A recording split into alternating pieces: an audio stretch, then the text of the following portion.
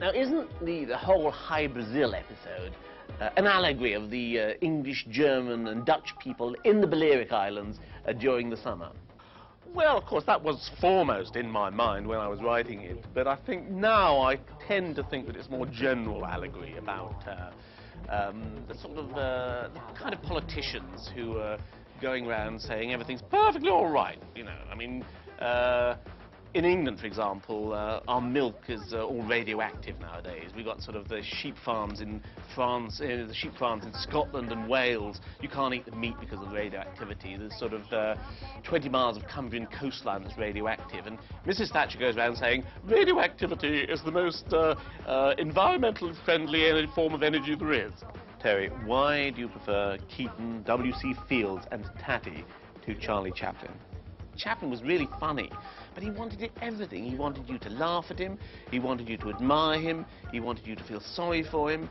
And I mean, when you look at Chaplin's films, he very rarely gives a laugh to anybody else. Whereas Keaton could sort of, he wasn't demanding everything for his own screen persona.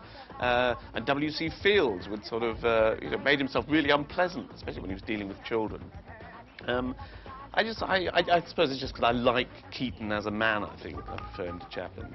Now, in what rock and roll band does this guy Chaucer, who you've written a book about, play? He died about 600 years ago. He was a great British poet. For God's sake, you know Chaucer, Jeffrey Chaucer.